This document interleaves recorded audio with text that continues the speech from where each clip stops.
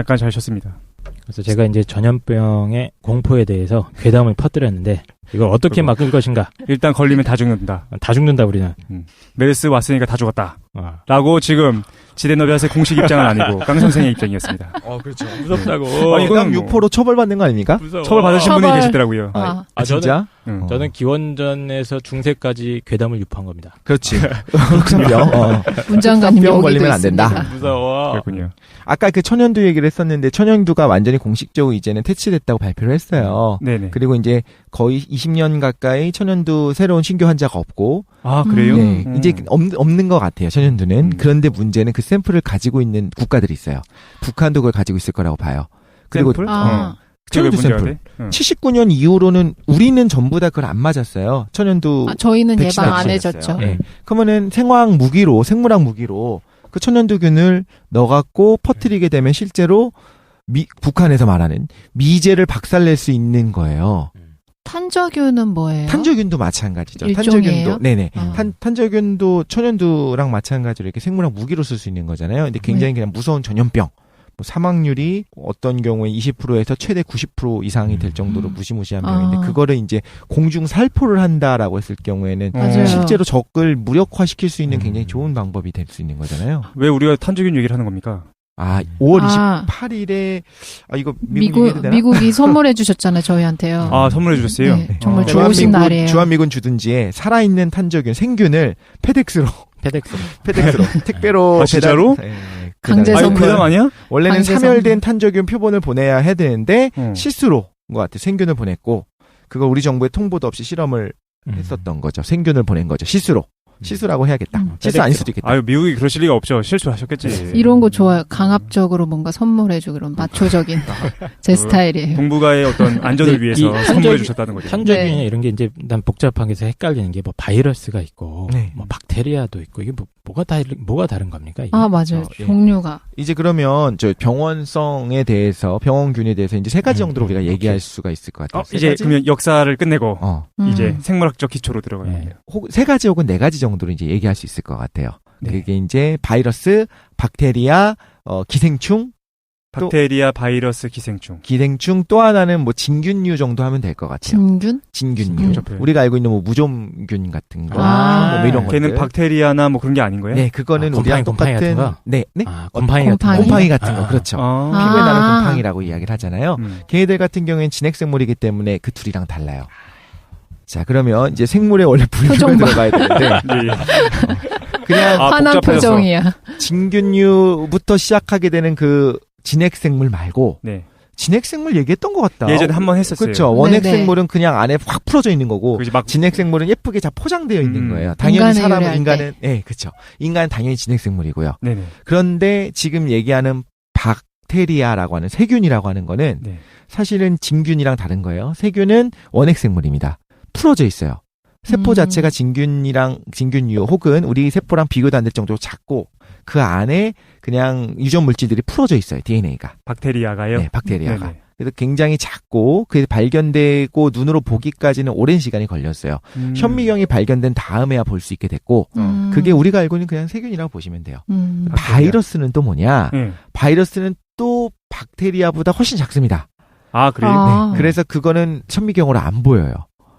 정말요? 그래서 지금 뭐 담배 모자이크 병이라는 병이 있어요. 네. 담배한테 걸리는 이게 담배 혹은 가지과 식물의 잎에 감염되는 건데 그 잎이 모자이크 모양으로 막 이렇게 까매지고 이렇게 노랗게 색깔 물들고. 근데 이 모자이크 병이 왜 걸리는지 궁금한 거예요. 그래서 당시 사람들이 세균이 분명히 있을 거다. 담뱃잎에 모자이크 모양으로 뭐가 생겨서. 그래서 이게 왜 그런가? 근데 담배는 되게 비싼 작물이기 때문에 이건 이제 치유해야 될 거 아닙니까? 그래서 이제 이 세균, 당연히 세균이겠지. 균 때문에 걸린 거니까. 그래서 세균을 분리하려고 해봤는데 어떤 거름 종이를 사용해도 걸러지지가 않는 거예요. 근데 분명히 걸리긴 걸려. 그걸 봐서는 세균보다 훨씬 작은 뭔가 병원균이 있나 보다. 그래서 최초로 그걸 분리했는데 그게 이제 인류 최초로 분리한 바이러스가 담배 모자이크병 바이러스가 됩니다. 그럼 바이러스는 어떻게 확인해요? 바이러스가 있는지 없는지 현미경으로 확인 안 되는데. 그건 너무 어려운 내용이기 때문에. 고성능 고성능 현미경? 뭐 전자현미경 보면 보일 수도 있겠죠. 실제 사진들도 있으니까. 근데 그거보다는 보통은 직접? 바이러스가 몸 안에 이게 맞아요. 바이러스가 몸 안에 들어오면 아까 얘기한 것처럼 우리가 항체를 만들거든요. 그래서 항체를 테스트해요. 예를 들면 에이즈도 바이러스거든요. 네. 그럼 에이즈 복균자인지 아닌지를 어떻게 하냐면 피를 걸러가지고 에이즈의 바이러스라고 하는 HIV 바이러스를 찾아내는 방법이 아니라 우리 몸이 그 HIV 바이러스에 맞는 항체를 만들고 있는지 그 항체를 검사를 해요. 이거 영 같은 거네요. 뭐야? 연? 영. 그러니까 1, 2, 3, 4가 있어요. 그거 아니야. 알았어. 아무데나 다른 얘기야. 네. 그러면 내가 궁금한데. 자, 그럼 이제 세균이랑 바이러스의 차이가 일단 크기가 나요. 크기가 엄청나게 차이 나고 바이러스는 사실상 원래는 생물이라고 이야기하지 않았어요. 바이러스는 뭐가 있냐면 겉에 캡시드 단백질이라고 단백질이 있고 그 안에 유전 물질 DNA 혹은 RNA가 들어있어요. 그게 다예요. 그리고 효소 몇 개 들어있어. 살아있다라고 이야기할 수 없어요. 살아있다라고 이야기하려면 원래 생물이라고 이야기하려면 얘네들이 여러 가지를 할 수가 있어야 되고 유전도 있어야 되고 생식도 할 수 있어야 되고 생장도 일어나야 되고 발생이 일어나야 되고 여러 가지가 있어야 되거든요. 뭐 물질 대사를 해야 되고 그러니까 쉽게 말해서 뭔가를 먹고 똥을 싸야 돼요. 그래야 생물이라고 얘기할 수 있다고. 아이고 명쾌하다. 그런데 그런 게 못하는 애예요. 그런 거 없어요? 먹고 싸지 않는구나. 먹고 싸지 않아요. 살아있지 않아요. 영 같은 애네. 이상하냐? 근데 어떤 기능을 하는데 살아있지 않다고 해요? 바이러스는 아무 기능을 못해요. 그런데 걔가 세균이나 우리 세포에 감염을 시킬 수가 있어요. 약간 달라요. 아예 다른 애구나. 박테리아나 세균은 그러면은 그냥 살아있어. 먹고 싸고를 해. 그렇죠. 살아있는 애들이에요. 그러니까 세균이 박테리아죠. 네, 세균이 보통. 박테리아. 그러니까 세균이 박테리아고. 근데 바이러스는 훨씬 작고 자기 DNA라고 통칭을 할게요. 사실 RNA 바이러스도 있거든요. DNA라고 하는 유전 물질이 들어있어요. 그러면 걔가 어떻게 되냐면 예를 들면 채사장을 감염시킨다. 그러니까 채사장 세포를 딱 붙잡아요. 인식할 수 있는 부위가 있어. 그래서 여기 인식을 하고 딱 붙잡는데 여기서 인식이라고 하는 것도 우리가 얘가 뇌가 있어가지고 생각하고 가는 게 아니에요. 그냥 채사장 몸에 딱 상보적으로 들어맞는 부위가 있어요. 그럼 내가 바이러스라고 한다면 채사장의 세포에 딱 달라붙어. 그 다음에 뭘 하냐면 캡시드 단백질을 통해서 그 안에 있는 효소를 통해서 채사장 세포를 뚫고 내 DNA를 이 안에 주입을 시키고 끝납니다. 그럼 채사장 몸 안에서 내 DNA가 채사장이 가지고 있는 효소로 인해서 번역이 되고 복제가 돼요. 그러면은 이 DNA를 그러니까 번역을 시키면 뭐가 나오냐면 아까 그 캡시드가 다시 나와요. 좀 순환의 오류에 빠져 있어요. 유전 물질을 주입을 했어. 그 유전 물질을 번역했더니 나오는 게 아까 그 캡시드 단백질이야. 그러니까 껍데기야. 공중에 똥 같은 게 막 떠다니다가 내 몸에 딱 붙었어, 똥이. 그럼 갑자기 걔가 내 DNA 뭔가 조작을 해서 자기 DNA를 집어넣는 거죠. 그래서 내가 계속 똥을 싸는 거네. 적절하다. 비슷할 수 있겠다. 그래? 비슷해? 그래서 그거를 번역하는 과정에서 채사장의 세포에 있는 걸 사용해서 번역했는데 그게 아까 그 껍데기에 다시 나오는 거예요. 그 다음에 그 DNA가 아까 들어갔잖아요. 걔가 채사장에 있는 복제 효소를 사용해서 DNA를 여러 개 복사를 해요. 그 다음에 다시 재조립된 다음에 방출하는 거야. 그러니까 순환의 오류를 겪고 있는 이상한 물질이라고 보시면 돼요. 그러니까 계속 그 인간의 세포를 일종의 숙주처럼 삼아서 자기 복제를 하는 거네요. 자기 복제하는 거죠. 근데 그게 왜 문제가 돼요? 그 다음에 이제 채사장 세포를 죽이고 자기가 튀어나와요. 그럼 튀어나와 있는 애들이 또 옆에 있는 다른 그렇죠. 또 다른 에어리언이랑 똑같아요. 에어리언 자기들은 생식을 못 하잖아요. 남의 몸을 사용해서만 생식이 가능한 거예요. 그렇네. 근데 에어리언은 살아 있는데 에어리언이라고 하면 에일리언. 에어리언이라고 하지 말라고. 편집해줘. 에일리언. 잘 가르쳐줘. 가르키다. 잘 가르쳐줘. 잘못했으니 가르쳐 주세요.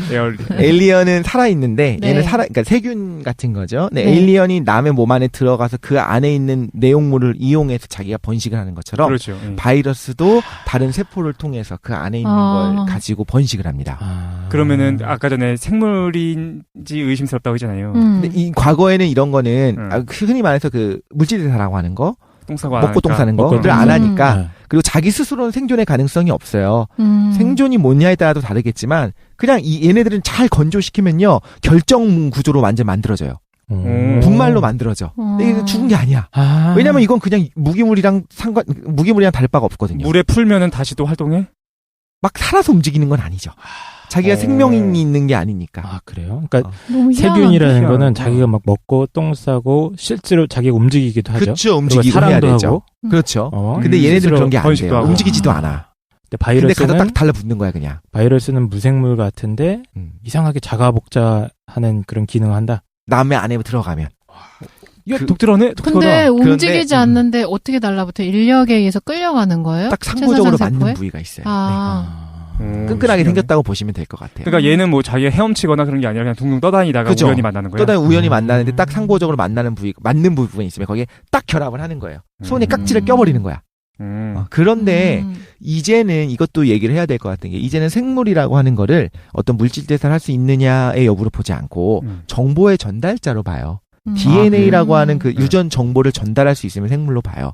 그럼 얘는 살아있는 건 아니지만 그런 관점에서 보면 생물이라고 볼 수 있는 거죠. 아무튼 간에 유전 정보를 주입하고 약간 변이가 일어난 상태로 다시 그 유전 정보를 다른 데 전달을 시켜주는 거니까. 어떤 정보가 하드디스크도 생물인가? 그러니까. 이거는 좀 생각해볼 만한 여진이 있는 것 같아요. 이렇게 하면 되게 간단하게 정리해야 되네. 뭐 허나 이런 것들 다 생물이라고 인간이라고 인식할 수도 있고. 그렇죠. 이제 확장된 개념들이 나타나기 시작하는 거죠. 인공지능을 생물이 아니다라고 단적으로 말하는 과학자는 많지는 않을 거예요, 사실상. 그래요? 그렇지 않겠어요? 인공지능으로 나타나갖고 얘가 뭐 예를 들면 튜링 테스트로 통과할 수 있고 한다고 하면. 근데 이제 여기서 문제가 되는 건 생물의 정의를 뭐로 할 것이냐가 되겠죠. 그렇구만요. 그러니까 정의에 따라서 바이러스에 대해서 판단이 좀 달라질 것 같은데 어쨌든 야 신기하다. 바이러스 되게 신기하네. 재밌어요. 그러면 이제 세균과 바이러스는 극단적으로 다른 행동을 하게 돼요. 세균은 우리 몸에 들어오면 우리 몸이 직접 걔를 잡아먹어요. 걔를 죽이면 걔는 살아있는 애니까 움직이는 애. 우리 가운데 외계인이 껴있는 거야. 에일리언 말고 외계인. 이티 같은 애들. 이티는 좀 착한 애인가? 미안하다. 어쨌든 그레이가. 그래요. 그럼 걔네들을 우리가 죽여요. 잡아서 죽여. 그렇게 퇴치를 하면 되는데, 바이러스는 그런 퇴치가 안 돼요. 너무 작아. 우리 주변에 택배 상자가 돌아다니고 있어. 그럼 어떻게 잡아? 택배 상자요? 택배 상자구나. 그런 거야. 택배 상자가 나한테 우연히 그걸 맞는 사람이 있어. 그래서 집어들면 거기다 이제 내 몸 안으로 택배 내용물이 들어오고 택배 내용물 똥 싸게 만드는 거야. 그렇지. 맞아요. 그거예요. 근데 그거 잡을 수가 없어요. 걔는 바이러스는 뭘 하냐면 우리의 세포를 감염시켜요. 그러니까 세균은 우리의 세포 안에 들어오지 않아요. 세균은 쉽게 말해서 우리 피 속을 돌아다니고 우리의 어떤 부위에서 지가 스스로 번식하기 시작하는 거예요. 예를 들면 우리가 여기 이제 칼로 찔렸어. 피가 났어. 그럼 그분의 이제 세포 감염이 세균 감염이 일어나게 되면 흔한 세균 감염의 증상이 뭐냐면 빨갛게 부어오르는 거예요.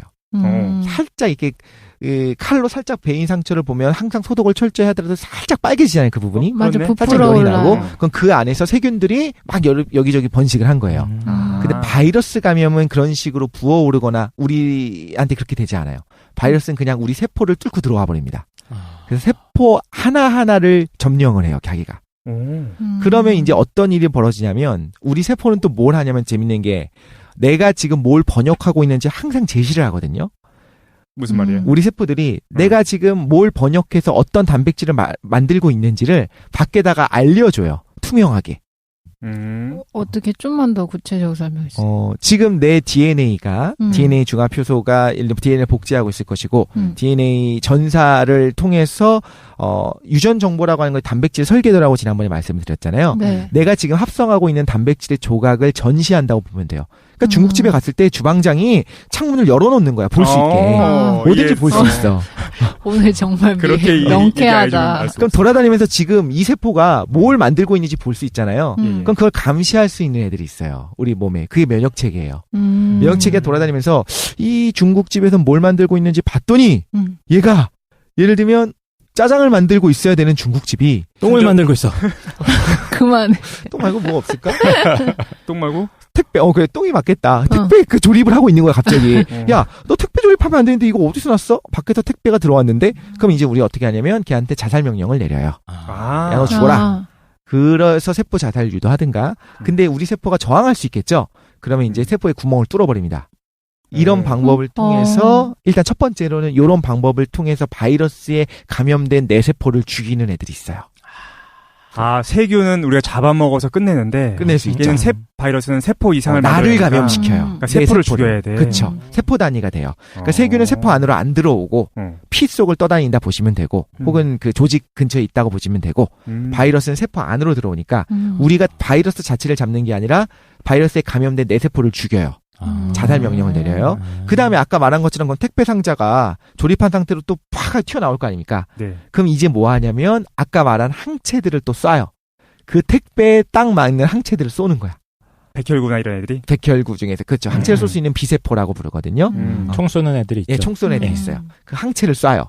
그럼 그 택배 상자를 폭탄 제거반이 있구나. 층층이 둘러싸 버립니다. 항체가. 그럼 이제 걔는 보세요. 택배가 배달돼갖고 채 사장 몸 안으로 들어와야 되는데 택배 바깥을 지금 항체가 둘러싸고 있는 거예요. 완전 랩핑을 해놓은 네. 거예요. 그럼 채 사장 안에 못 들어가겠죠. 네. 그럼 걔는 아무런 위협이 되지 않아요. 못 들어가니까. 택배를 못 뜯어보게 하는구나. 그쵸. 아하. 택배가 안에 못 들어가요. 너무 잔인하다. 뭐 그러죠. 그러니까 세균 같은 경우는 북한에서 내려온 간첩 같은 역할을 하는 거고. 그렇죠. 네. 실제로 살아서 움직이고 막. 네. 그런데 그 북한에서 날아온 택배가 있는 거야. 네. 우리 사회에 그게 바이러스가. 그리고 그 안에 김정은님의 훈시가 담겨 있죠. 그걸 열어보는 순간 종북 세력이 되는 거야 우리가. 그럼 그게 집안으로 들어가는 걸 막아야 된단 말이야. 어디가 적절하지 않아. 삐 처리. 근데 이거 너무 적절한 거 같아. 적절하다. 집안으로 택배는 들어가잖아요. 그렇구나. 속상해. 간첩은 집안으로 들어가진 않아. 동네에 돌아다니고 있는 거지. 이해했어요. 야, 이 친정부 방송. 진짜. 야, 이게 참. 세균과 바이러스의 차이가 그런 거군요. 이 두 가지가 우리 안에서 2차 면역으로 둘 다 존재하고요. 1차, 아까 말한 것 같이 1차 면역으로 해서 그냥 무조건 외부인이면 다 갖다 죽이는 세포들도 있습니다. 배식세포, 수지상세포, 수지모양세포, 수지모양이에요. 수지상세포, 이렇게 뭐, 호중구 이런 애들이 있어요. 네. 그리고 뭐 기생충도 있는데 기생충은 다음에 한번 다뤄볼까 해요. 기생충 제국이라고 하는 책이 저는 되게 읽어보고 좀 충격을 받았는데 기생충은 그냥 우리 상식적으로 생각할 때는 뭐 세균보다 훨씬 클 것 같아요. 훨씬 커요. 훨씬 크죠. 알겠다. 근데 그 기생충은 너무 크고 막 사람 키보다 크니까 우리 뱃속에 있는 회충 같은 거 회충이 2m 정도 큰다는데 뭐 촌충 이런 것도 막 8m, 7m 이렇게까지 클 수 있어요. 돌돌돌 말려 있는 거지. 근데 그 기생충의 경우 기생충이 지금 연가시 예를 들어 주셨는데 아까 그 우연한 기회에 모든 것들이 일어난다고 인류의 역사도 마찬가지라는 생각을 했잖아요. 네. 그것처럼 진화도 우리가 원래는 진화를 전통적으로 뭐라고 생각을 하냐면 지난번에 한번 했었었는데 과잉 생산, 개체 변이, 생존 경쟁, 적자 생존, 자연 선택 이렇게 이야기를 해요. 일단 생산이 많이 되고 그중에 생존 경쟁을 해서 가장 중요한 팩터로 이런 뭘 얘기하냐면 힘센 애가 먹이를 많이 먹고 살아남고 힘이 약한 애는 못 먹으니까 죽는다라고 보통 생각을 해요. 그렇지. 그리고 환경에 적응느냐 여부. 혹은 뭐를 얘기하냐면 힘센 애가 힘이 세기 때문에 자기의 씨를 퍼뜨릴 수 있는 생식의 기회가 많을 것이다라고 이야기를 한단 말이죠. 네. 근데 요즘은 다르게 생각하는 것이 사실 힘센 게 중요한 게 아니고 맞아. 기생충에 감염됐는지 여부가 더 중요하다라는 연구들이 나타나기 시작해요.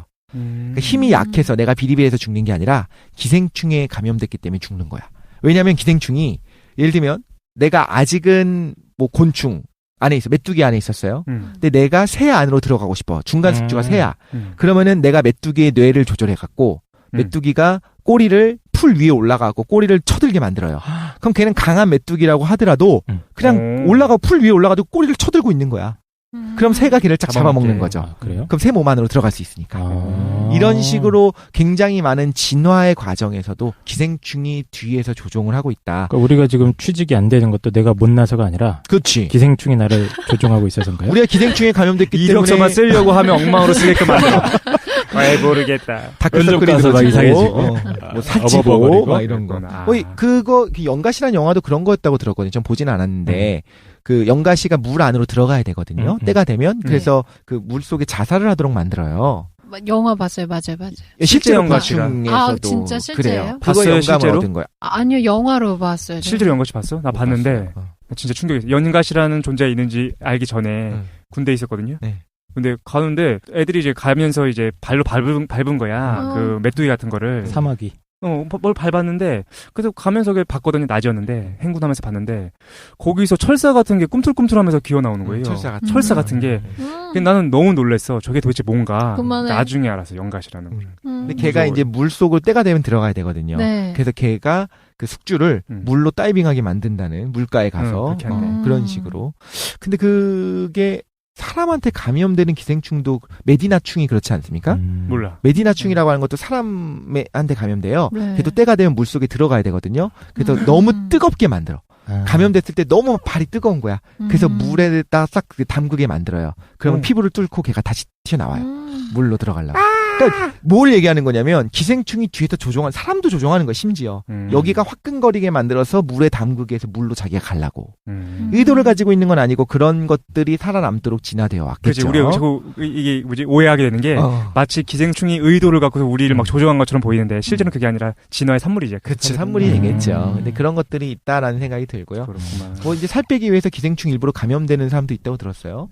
살 빼려고? 기생충이 상당히 많은 칼로리를 소비하거든요, 자기가. 그래서 너무 뭐가 정말로 젊은 여성들이라고 하면 안 되나? 아무튼 살 정말 빼야 되는 사람들 사이에서 기생충이 일부러 감염이 되면 먹는 거 대비 덜 살쪄요. 야, 말도 안 되는 괴담 아니야? 그런 괴담이 있었어요. 애완 기생충을 키우는 겁니까 이제? 몸속에 키우는 거죠.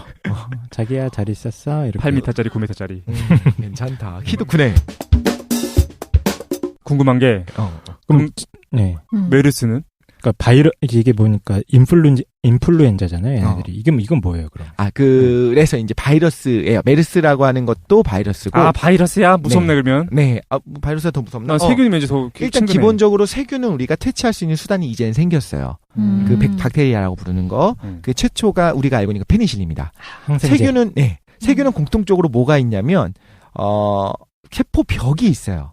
그렇지. 세포벽이라고 하는 거는 원래 나무라고 하는 우리가 흔히 알고 있는 식물에 있는 것들을 세포벽이라고 얘기하는데 얘네는 세포벽이라고 이름은 붙었지만 다르게 돼 있어요. 펩티도글리칸이라고 하는 성분이 그러니까 쉽게 말해서 세균은 겉에가 우리랑 달라요. 겉에가 층층이 싸고 있는 단단한 펩티도글리칸이라고 하는 애가 싸고 있는데 걔가 우리 진핵생물이 갖고 있지 않은 거예요. 그럼 항생제는 뭐냐면 페니실린이라고 하는 건 뭐냐면 그 펩티도글리칸의 합성을 방해해요. 그러니까 세균은 지가 그냥 합성하겠죠. 그래도 자기가 세포 분열도 해야 되니까 하는데 허술하게 되는 거야. 그래서 나중에 터져버려요. 껍데기가. 네, 껍데기가 허술해요. 그러니까 풍선 이거 표면을 계속 약하게 만드는 거구나. 그렇죠. 염산 뿌리는 것 같은 거예요? 방해하는 거예요, 방해. 그걸 방해하는 거예요. 페니실린은 그래요. 그 합성을 방해하기 때문에 쟤는 방해되는지 모를 거 아니에요. 얘는 생각하는 애들이 아니니까. 원핵 생물만 아까 얘기했던 ペプティドグリ칸을 갖고 있으니까 우리는 진핵 생물이니까. 네. 우리는 영향이 없는 거고. 그렇죠. 그래서 항생제를 먹어도 원핵 생물은 죽는데 우리한테는 아무 문제가 없는 거죠.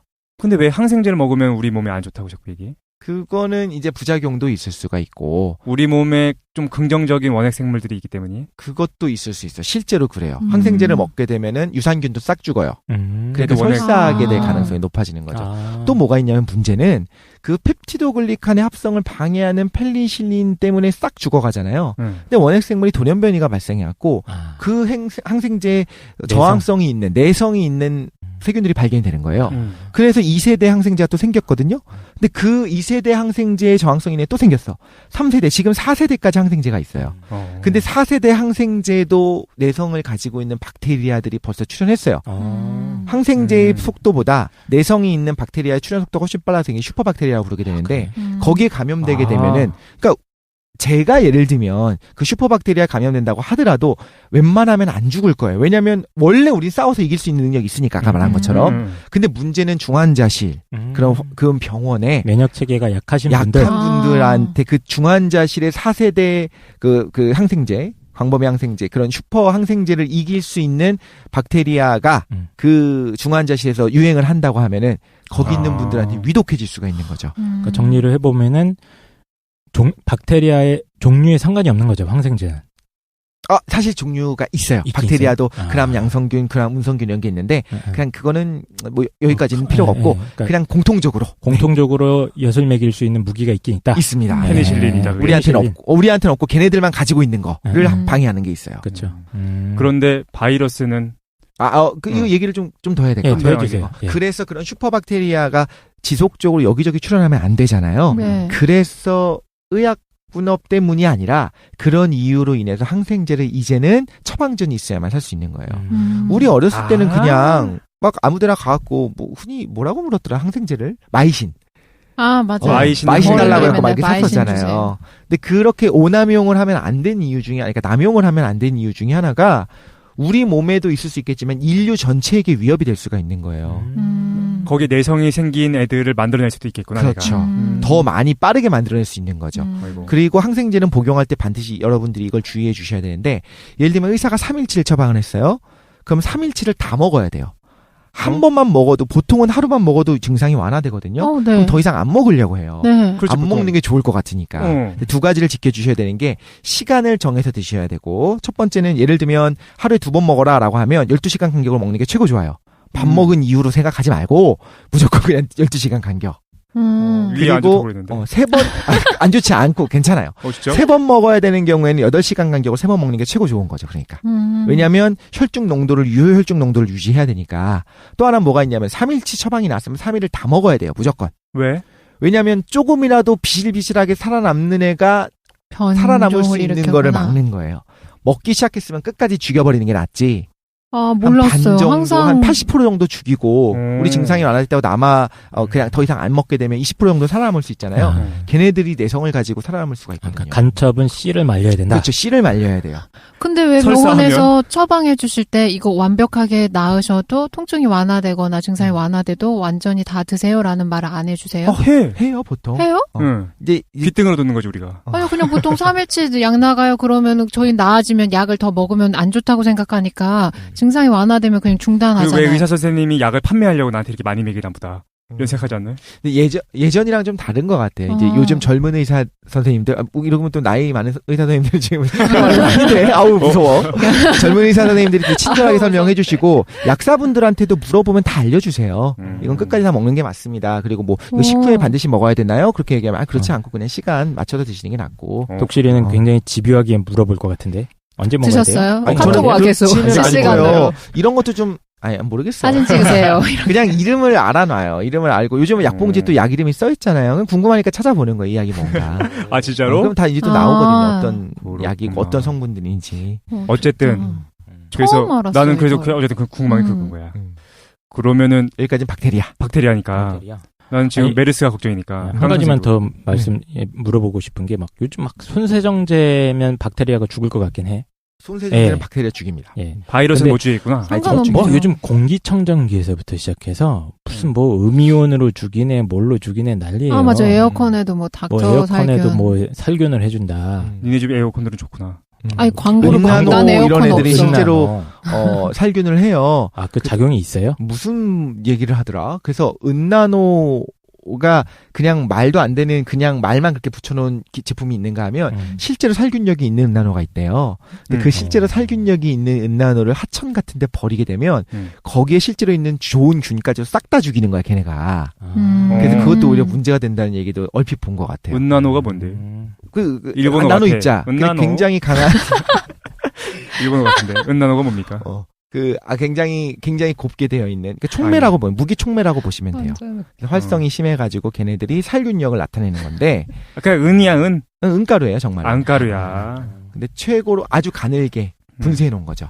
그렇군요. 그 나노 입자인 은이 되는 거고 걔네들이 활성이 심하고 그러니까 일단 기본적으로 살균이라고 하는 거는 아까 말한 것처럼 항생제는 우리 몸에서 복용을 하는 거라고 한다면 예를 들면 알코올을 가지고 소독하면 세균이 죽느냐 죽습니다. 그렇네. 그래도 약화시켜서 죽이는 거고 예를 들면 과산화수소라고 하는 거 옥시프리라고 하는 거 있잖아요. 근데 활성산소 우리 얘기했던 것 같다, 그렇죠? 비타민 C 얘기하고 걔네들이 세포 자체를 태워버려요. 우리 세포도 태우지만 그 세균들을 태워버리죠. 그래서 죽이는 실제로 효과가 있어요. 그럼 이런 거지. 감기는 바이러스예요. 그 독감이라고 하는 거, 인플루엔자. 인플루엔자 같은 경우에는 독감인데 그러면 손 씻고 손 세정제를 쓰는 것이 도움이 되느냐? 왜 도움이 되냐면 감기에 걸리게 되면 바이러스 진화는 맞아요. 바이러스를 못 죽이는 건 맞는데 바이러스랑 싸우고 있는 우리의 소중한 면역 체계가 기회 감염이 일어날 수가 있어요. 약해져 있기 때문에 바이러스랑 싸우느라고 약해져 있는 우리의 면역 체계를 틈타서 다른 세균에 감염될 가능성이 있다는 거예요. 잠깐만, 이상한데? 왜 동시에 두 가지 바이러스나 세균에 감염 못 되는 거 아니에요? 왜 못 돼요? 우리 몸엔 지금도 어마어마하게 많은 바이러스와 세균들이 있어요. 간첩과 김정은의 지시는 같이 돌아올 수 있어요. 내가 뭐 잘못 알고 있는 건가? 그래서 왜 하나의 질병을 앓고 있으면 다른 질병이 침투하지 못한다고 알고 있는데? 무슨 그렇지 않죠. 합병증이라는 게 버젓이 있잖아요. 그래요? 왜 월드 Z인가? 그래가지고 왜 좀비 영화 보면은 왜 브래드 피트가 좀비들이 누굴 공격하지 않냐면은 어떤 질병에 걸린 애들을 공격하지 않는 거야. 다큐멘터리를 보고 얘기합시다. 예, 알겠습니다. 영화를 너무 많이 봤어요. 아, 이거 아니에요? 당연히 감염이 일어나죠. 기회 감염이 일어나요. 아, 그래요? 몸이 약해져 있을 때, 면역체계가 떨어져 있을 때 모든 병에 걸리잖아요. 심지어 암도 면역체계가 떨어지면 암 걸린 것도 우리 면역체계가 알아내거든요. 잡아낼 수 있죠. 네. 잡아내고 자살 명령을 내려요. 근데 물론 거기에 저항하는 게 암이 걸리는 거고. 그러니까 당연히 기회 감염이 일어나는데 일단 몸이 약해져 있을 때 기회 감염을 줄이기 위해서 소독을 제대로 하는 게 좋죠. 안 그래도 감기 걸려서 골골거리고 있는데 그걸 뭐 더러운 거 입에 집어넣어갖고 또 세균 걸리고 그러면은 정말 급속도로 안 좋아지잖아요. 바이러스를 손세정제를 통해서 제거할 수는 없지만 그렇죠? 죽일 수는 없지만 그래도 어쨌든 2차적인 약해진 면역력을 다른 세균이 침투하는 걸 막을 수 있다는 거죠. 그걸 뭐라 부른다고요? 기회 감염을 방지하기 위해서. 그렇죠. 근데 이것도 돼요? 손을 세정함으로써 손에 만약에 다른 사람의 타액을 통해서 제 손에 택배 상자가 묻어 있어요. 손 씻는 걸로 택배 상자가 씻겨 내려갈 수 있어요? 거의 그거 굉장히 뭐 90% 이상을 제가 90% 그래? 이상. 중요한 거네 그러면. 그 예전에 신종플루 얘기를 할 때도 손을 많이 씻어라라고 이야기를 하면서. 신종플루도 바이러스야? 바이러스예요. 인플루엔자가 다 바이러스군요. 네, 바이러스예요. 그런데 그 비누를 공공장소에서 이제 비누를 사용하게 되잖아요. 네, 맞아요. 근데 그 비누에 다른 사람의 인플루엔자 바이러스가 묻어있으면 어떡하냐 걱정을 하는데 비누는 어차피 하면서 우리가 비누를 묻히고 다니는 게 아니잖아요. 비누를 묻힌 다음에 씻잖아요. 그 과정에서 99% 이상이 이제 또 씻겨 나가는 거죠. 아, 그랬어? 안 하는 것보다 하는 게 낫다. 나는 그렇게 생각했지. 그러니까 비누에 택배 상자가 너무 많이 붙어 있는 거야. 그래서 비누를 웬만하면 안 쓰거든요. 그러니까 바르고 다니는 것이 아니라 사실은 그거를 물로 씻겨내니까. 잘 씻으면 되는구나. 네. 요즘엔 비누보다 다 세정제로 대체되어 있는 것 같아요. 짜는 거, 쭉 짜고 하는 거. 그렇구만. 비누 뭐 충분하죠. 어쨌든 박테리아를 우리가 제거하는 거에 대한 얘기를 좀 들었어요. 네. 이제 바이러스를 이야기를 하자면 바이러스는 아까 말한 것처럼 지금 방법이 없어요. 실제로 아시클로버라고 하는 바이러스의 효과가 있는 약이 있어요. 항바이러스, 뭐 타미플루 들어보셨죠? 타미플루.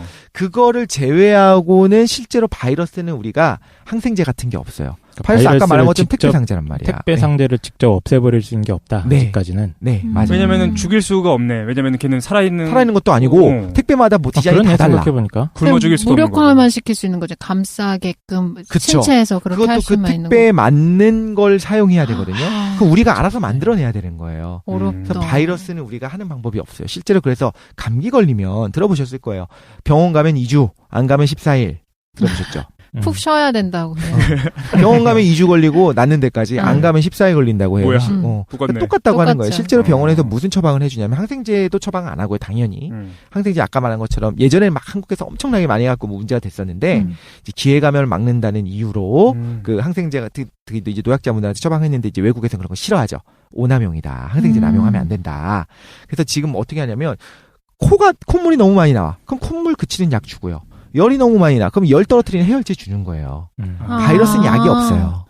증상을 막아주는 거를 대증 치료만 하게 돼요. 증상에 대응하는 치료만. 설사가 심해가지고 복통 때문에 이제 병원에 가면 그만해. 이제 배를 낳게 해주는 것이 아니라 똥구멍을 꿰매주는 거군요.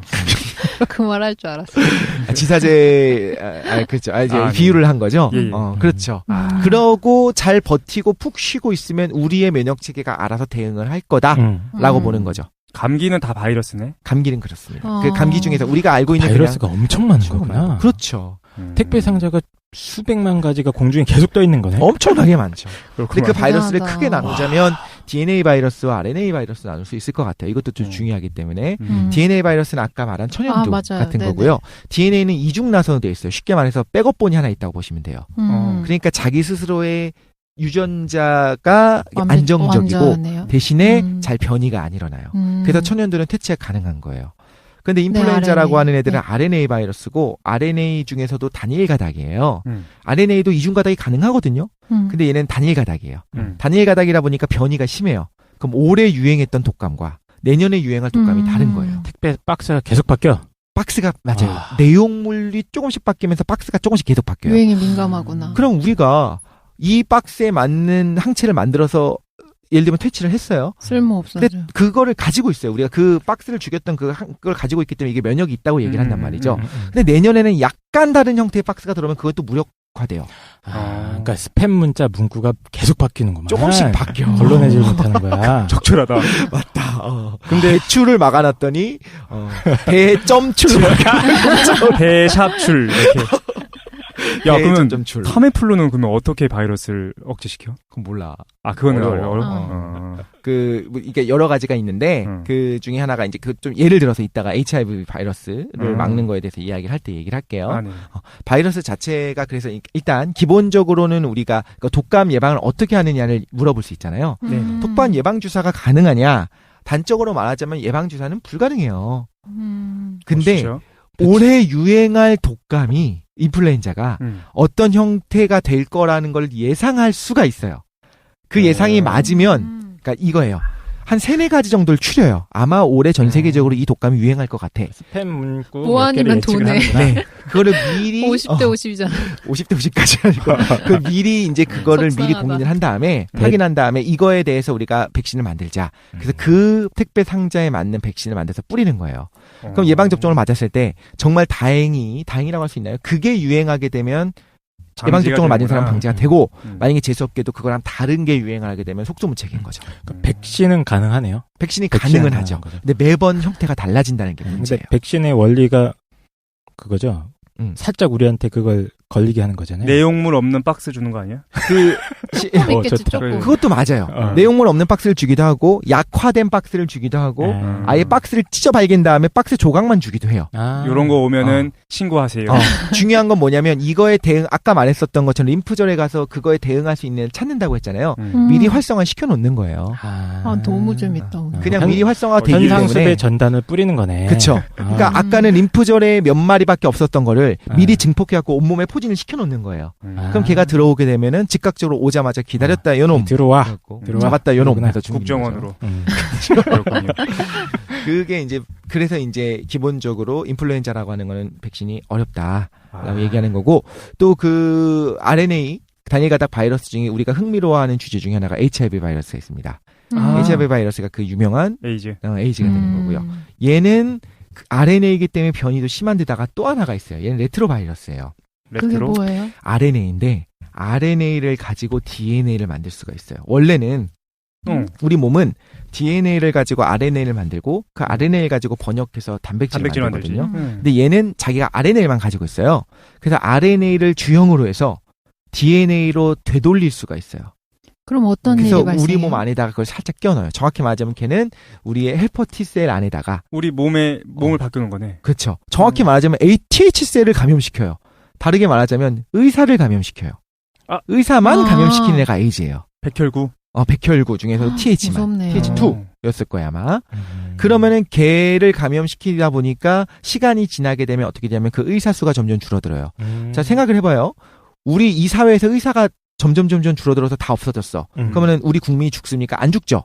의사가 죽는다고 우리 체계가 망가지는 거 아니야. 근데 대신에 병이 나기 시작하면 문제가 생기는 거예요. 그래서 이런 얘기가 나오는 겁니다. 에이즈는 HIV 바이러스 때문에 우리가 죽진 않아요. 근데 에이즈 때문에 면역력이 어마어마하게 줄어들게 되고, 정확히 말하자면 HIV 바이러스에 감염돼갖고 면역력이 확 떨어져 있는 상태를 에이즈라고 불러요. 면역력이 줄어들어 있으니까, 면역 결핍이 됐으니까, 그 증상이 나타났으니까, 그때 아까 말한 다른 기회 감염으로 죽는 거예요. 만약에 우리가 완벽하게 그런 게 가능할지 모르겠지만, 완벽하게 다른 질병, 기회 감염을 배제시키면, 차단할 수 있다면, 영원히 건강하게 살겠네? 그럴 수 있겠죠. 무균실 같은 데서 갇혀가지고. 무균실도 그냥. 사실은 완벽하지는 않아요. 아니면 면역력이 정말 강해가지고 계속 바이러스가 주입돼도 전혀 문제가 안 생기고 원래 태어날 때부터 너무 왕성한 면역 체계가 그러니까 실제로 에이즈 걸리고 안 죽는 거 꽤 오래 사는 사람들 많지 않나요? 안 죽는 사람은 없으니까. 거의 에이즈를 완치로 보더라고요. 왜냐하면 그러니까 걸린 다음에 한 20년, 30년 가까이 생존율이 굉장히 높거든요. 그럼 예를 들면 한 40에 감염된다고 하면 60살까지 생존할 가능성이 굉장히 높은 거예요. 그럼 이제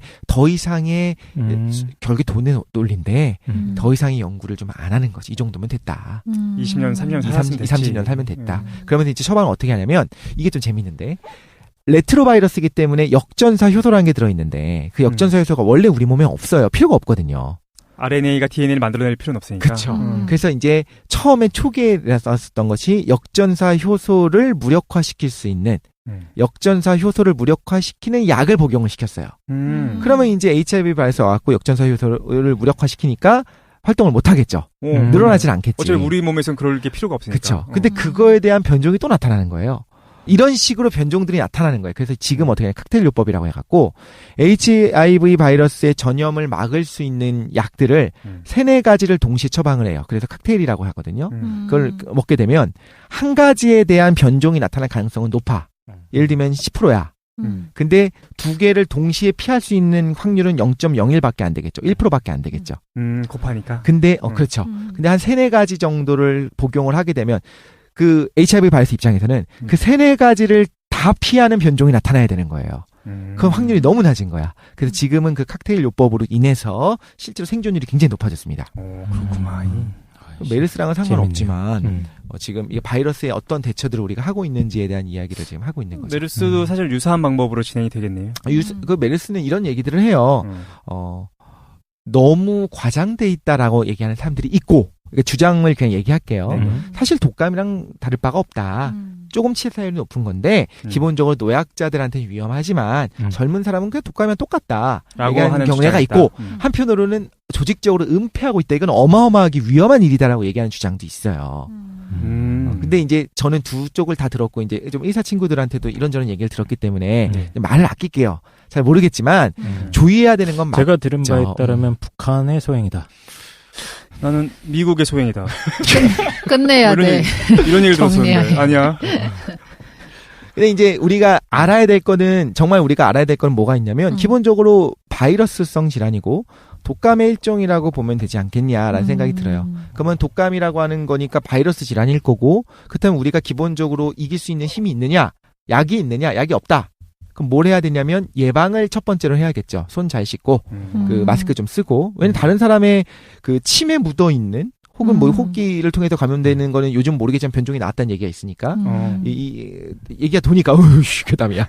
거기 있으니까 그런 거를 막기 위해 마스크 쓰는 것들을 좋아요. 하면 좋겠죠, 당연히. 공중보건 철저히 하고 그것과 동시에 자기의 면역력을 높여서 만약에 균이 들어오더라도, 균이라고 하면 바이러스가 들어오더라도 우리의 면역이 걔를 제거할 수 있도록 너무 스트레스 안 받고 면역에 좋은 것들 뭐 홍삼을 먹든 뭐 유산균을 먹든, 유산균이 도움이 되는지 잘 모르겠는데 뭐 그런 것들을 평소에 먹었어야지 문제가 된다고 도움이 될까 모르겠지만 평소 건강 관리가 중요한 거다. 그런 것 같아요. 실제로 그 지금 문제되는 게 너무 과장됐다라고 얘기도 많이 하는데 그 35번 환자에 대한 문제가 자꾸 되잖아요.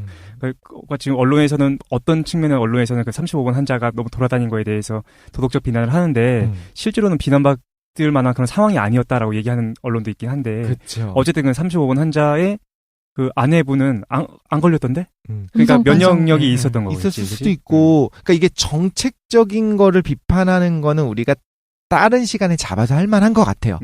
과연 한번 접촉했다는 이유로 다른 병이랑 다르게 요 병만큼은 무조건 격리되는 것이 옳은가에 대해서 생각할 만한 것 같기는 해요. 그러니까 예를 들면 에이즈 환자들을 모조리 격리하지 않잖아요. 그건 인권에 어긋난다고 생각하잖아요. 그렇지. 근데 얘는 지금 모르겠어요. 좀 말을 좀 아껴야 되는데 거에 우리가 공포심이 크니까. 그런데 또 뭐가 있냐면 내가 그러니까 이 사람이랑 한 번 잠깐 같은 공간 안에 있었어. 예를 들면 지금 최 사장이 있었어. 걸렸었어. 근데 내가 잠깐 같은 공간 안에 들어왔다 나왔다는 이유로 나를 격리를 시켜서 그 환자들이랑 같이 두게 되면 원래는 그냥 집에 있었으면 내가 안 걸릴 수 있었는데 격리됐기 때문에 내가 또 걸릴 수도 있는 거예요. 아니 근데 그 격리가 그 막 섞어놓고 그런 건 아니니까. 그러니까 모아놓는 경우도 있었어요. 초반에는. 병원에다가 싹 다 모아놨었잖아. 근데 요즘은 또 다시 그냥 집안에서 알아서 자제하고 자가격리해 있어라 이렇게 얘기하기도 하잖아요. 최근 이제 서울시 정책 보니까 이제 개별적으로 좀 강제력을 갖고 알아서 나가지 말고. 아니 알아서가 아니라 강제력을 투입할 수도 있다 뭐 이런 얘기가 있었는데 이 방송이 나간 다음에 어떻게 될지 모르니까. 그렇죠. 그러니까 이런 거에 대한 비판이라든가 이런 거에 대한 이야기는 따로 시간을 잡아서 해야 되는 거고 오늘은 우리가 그냥 생물학적인 이야기를 한 거로 봐야 돼요. 어쨌든 그럼 이거네. 박테리아 그리고 바이러스에 대해서 우리가 좀 구분했고 메르스는 바이러스에 속하는 거네. 박테리아는 어떤 생물과 연결되어 있기 때문에 우리가 그걸 이제 그 없애는 방법이 굉장히 수월했지만 바이러스 같은 경우에는 우리가 생물이라고 얘기하기 좀 어렵고 그런데 이제 그걸 그 해결할 수 있는 방법들이 에이즈 얘기도 했지만 여러 가지로 우리 강구되고 있다라는 거지. 그렇죠. 막상 알고 나니까 그렇게 무섭진 않네. 예. 전 당신이 무섭습니다. 예. 뭐야? 시간이 많이 됐는데. 네. 일단 그래서 오늘 질병, 전염병 특집으로 좀 진행을 해봤습니다. 그래서 첫 번째 분위기를 우울하게 만들어 놨더니 독실이가 희망을 줬습니다. 희망이라고요? 그래서 1부에서 깡 선생님께서 우리 역사적 측면에서 전염병이 어떻게 돌았는가 네. 고대에서부터 중세까지 좀 말씀해 주셨고 2부에서 독실이가 생물학적 특성에 대해서 질병을 좀 다뤄주셨습니다. 오늘 정말 재밌었어요. 네. 각자 한 10초씩 마지막 얘기한 다음에 오늘 마무리하도록 할게요. 어떻게? 저 먼저 할게요. 예. 바이러스를 너무 안 미워했으면 좋겠는 게 바이러스는 스스로 뭐를 또 사용할 수가 있냐면 바이러스 사진을 봐도 되게 멋있어요. 제가 처음에 하지마. 근데 아까 전에 독실이가 보고 있는 사진이 뭔가 게임인가 해서 봤거든요. 박테리오파지가 이제 되게 유명한 바이러스예요. 얘는 뭐 하냐면 박테리아를 감염시키기 때문에 박테리오파지라고 불러요. 예. 그러니까 자기들끼리도 네. 자기들끼리가 아니고 세균을 감염시키는 바이러스인 거예요. 그래서 요즘 어떻게들 생각하냐면 바이러스를 사용해서 세균을 퇴치하려는 시도들도 하고 있어요. 그리고 혹은 암에 걸린 우리 세포만을 감염시키는 바이러스를 잘 개발하면 암 걸린 세포만을 갖다 죽일 수 있지 않겠습니까? 이런 종류의 연구들을 하고 있기 때문에 중립이네요, 중립. 그렇지. 택배는 중립인 거예요. 근데 이 바이러스 사진을 나중에 독실이가 갖고 있는 이게 뭐 어떤 사진인 거예요? 박테리오파지. 너무 유명한 사진입니다. 또 찾아보실 얘는 얘 바이러스 중에 하나인 거죠. 그렇죠. 박테리아를 감염시키는 이상하게 생겼어. 외계인처럼 생겼어. 정말? 멋있잖아요. 이거 보면 너무 경이로웠던 게 이 너무 작거든요. 이 작은 아주 정밀한 분자 기계인 거예요. 이거는 이게 놀랍게 생겼어요. 다리가 5개가 달려 있어. 거신 6개인가? 6개요? 거신처럼 생겼습니다. 그래서 막 걸어다녀. 아니 뭐 깜짝 놀래. 반하면 어떡해? 거신. 거신. 스타크래프트 나오는 로봇처럼 생겼어. 야 사진 좀 올려줘. 야 이거 뭐 검색해 보시면 나와. 아 그래요? 너무 특이한데? 그 신의 어떤 인격체처럼 생겼네요. 신의 실존에 대해서 생겼어요. 그렇게 생긴 인격체가 있던가? 대시할 뻔했어요. 미친놈아. 아무거나 됐죠. 예, 알겠습니다. 그래서 다른 분들은 저도 오늘 되게 저희가 긴급하게 이제 시에 맞게 주제로 해서 해주셨는데 너무 재밌었어요. 저 개인적으로도. 그리고 저는 이제 이게 효과적인지 모르겠는데 정말 손발 씻는 거는 굉장히 효과가 크다고 보거든요. 저도 이제 일하면서 사람 접촉하는 게 많아가지고 저는 굉장히 자꾸 아파가지고 문제돼서 손발 씻는 걸 의식적으로 굉장히 많이 하는데 거의 뭐 2시간에 한 번씩 씻거든요. 발도 2시간에 한 번씩 씻으세요? 발은 안 닦으세요, 저 사람. 전 발도 닦아요, 실제로. 네, 화장실 같은 데 가서 세면대에다 올려놓고. 진짜 이런 공중 화장실 가갖고? 네, 사람들을 놀리겠네. 네네. 오, 되게 특이하다. 근데 그러고 나서 감기에 거의 걸리지 않아요. 전혀 걸리지 않아요. 근데 감기니까 너무 피곤해서 걸리는 병 말고는 이게 진짜 효과가 있는 것 같아요. 손발 닦았더니. 네, 손발을 좀 많이 닦으시는 것도 만약에 뭐 정부에서 지침도 많이 내려주시겠지만 네. 언제나 전염병이 유행할 때는 무조건 첫 번째로 들어가는 것이 개인 위생 중에 하나가 손이랍시다. 왜냐하면 손으로 뭔가를 만진 다음에 그게 음식물에 닿고 입에 들어가는 게 문제거든요. 네네. 발로 뭔가를 만지고 그걸 먹진 않거든요, 잘. 보통 먹지요, 발로. 그렇지. 발 다 빨잖아요. 네. 잠깐만. 이거 조심해. 발을 물어뜯는 걸 얘기하려고 했는데 지금 굉장히 이상하게 발을 빠시는 분이야. 발을 빠시는군요. 제가 몰랐는데. 부끄럽게도 아직까지 손을 물어뜯는 버릇이 있어서 그걸 의도했는데 이상해졌어. 그건 되게 특이한 버릇이. 강先生 어떠셨습니까? 저는 뭐 사실 아까 전염병이 무섭다 얘기했는데 사실 제가 진짜로 무서운 건 바이러스가 아니라 우리 사회의 무능과 부패. 이게 더 무서운 거였습니다. 갑자기 또 죽창되셨어요. 이제 잠이 안 와요, 열받아가지고. 그래서 무능과 부패가 바이러스처럼 창궐하고 있는데 이 우리 사회의 바이러스들을 처단하기 위해서 우리 시민들의 건전한 비판과 감시 그리고 마지막 최후의 심판이 필요합니다. 최후의 심판? 네, 죽창으로. 너도 한 방, 나도 한 방. 너 이제 정부의 대응 방식에 대한 말씀하시는 거죠? 예. 요즘 잠이 안 와. 강 선생님이 하셨던 그 주제 아까 1부 했었던 거 들어보면 대응 방식이니 시민의식이니 다 필요 없고 일단 생각해야 돼. 다 죽는 게 없는데. 알겠습니다. 네. 저도 너무 재밌게 잘 들었고 우리가 다음 시간에 나는 천재다로 다시 돌아오게 되는 거죠. 저희가 한번 이게 했다가 못했잖아요, 그죠? 네. 더 알차게 준비해가지고 이걸로 해주세요. 바이러스가 천재네. 안 돼. 그래서 다음 시간에 핵도 없어. 나는 천재다로 다시 돌아오도록 하겠습니다. 고생 많이 하셨고 네. 여기서 끝내겠습니다. 수고하셨습니다. 수고하셨습니다.